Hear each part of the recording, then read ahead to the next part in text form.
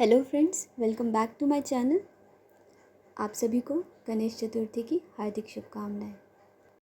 गणेश चतुर्थी के शुभ अवसर पर आज हम बनाने जा रहे हैं मोदक। जैसा कि आप सभी जानते हैं, गणेश जी को मोदक प्रिय कहा जाता है क्योंकि मोदक उनका सबसे प्रिय भोग है। मोदक सिर्फ एक मिठाई नहीं है, इसका आध्यात्मिक अर्थ भी है। मोदक का गोल आकार पूर्णतः एकता का प्रतीक है, जबकि इसके भीतर का मीठा नारियल गुड़ का मिश्रण ज्ञान और आनंद का प्रतीक माना जाता है। तभी तो गणपति जी ज्ञान, बुद्धि और विवेक के देवता हैं। वैसे तो गणेश जी के 108 नाम हैं। उनमें से एक नाम है एकदंताय। क्या आपको पता है उन्हें एकदंताय क्यों कहा जाता है? इसके पीछे कौन सी कथा प्रचलित है? तो चलिए सुनते हैं। एकदंताय का अर्थ होता है धैर्य, त्याग और बुद्धिमत्ता। इस प्रचलित कथा में उनके इसी धैर्य को दर्शाया गया है। एक बार परशुराम भगवान शिव से मिलने कैलाश पर्वत पहुँचे, परंतु भगवान शिव वहाँ नहीं थे। लेकिन द्वार पर गणेश जी पहरा दे रहे थे। माता पार्वती ने गणेश जी को आदेश दिया था कि जब तक मैं न कहूँ किसी को भीतर मत आने देना। परशुराम जी ने अंदर जाने की जिद की, लेकिन गणेश जी ने मना कर दिया। दोनों के बीच विवाद होने के कारण युद्ध शुरू हो गया।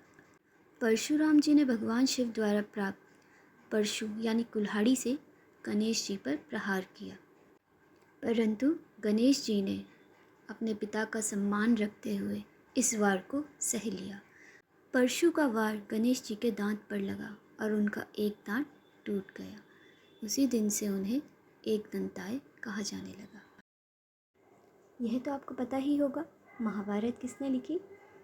व्यास जी को महाभारत लिखने के लिए कोई ऐसा चाहिए था जो तेज़ लिख सके, परंतु गणेश जी ने शर्त रखी कि आप बिना रुके बोलेंगे। इस पर व्यास जी ने भी शर्त रखी कि वे बिना अर्थ समझे नहीं लिखेंगे। व्यास जी कहते गए और गणेश जी लिखते गए। लिखते लिखते गणेश जी की कलम टूट गई, पर गणेश जी ने तुरंत अपना एक दांत तोड़कर उसे कलम बनाकर लिखना जारी रखा। गणेश चतुर्थी का सबसे भावनात्मक पल होता है विसर्जन। विसर्जन 1.5, 3, 5, 7 या 10 दिन बाद किया जाता है। 10वें दिन किए गए विसर्जन को अनंत चतुर्दशी कहते हैं। विसर्जन का बहुत बड़ा महत्व है। एक कथा के अनुसार माता पार्वती ने गणेश जी को मिट्टी और गंगा जल से बनाया था। इसलिए पूजा अर्चना के बाद उन्हें जल में मिलाना ही शास्त्र सम्मत माना गया है। भगवान गणेश जी का विसर्जन हमें कई सारे संदेश देता है, जैसे कि जीवन अस्थायी है, हर चीज़ वापस प्रकृति में विलीन हो जाती है। यह भक्त और भगवान के बीच प्रेम और विदाई का प्रतीक है। भगवान को अपने घर बुलाना आसक्ति है और विसर्जन करना विरक्ति। ये हमें सिखाता है कि प्रेम के साथ विदाई भी ज़रूरी होती है। और क्या आपको पता है, गणेश जी के सिर्फ एक रूप की पूजा नहीं की जाती, उनके 8 रूपों की पूजा की जाती है। इसलिए तो इन्हें कहते हैं अष्टविनायक। गणपति जी का पहला रूप है मोरेश्वर, जिसमें वह अपने वाहन मूषक पर बैठे हुए पूजे जाते हैं।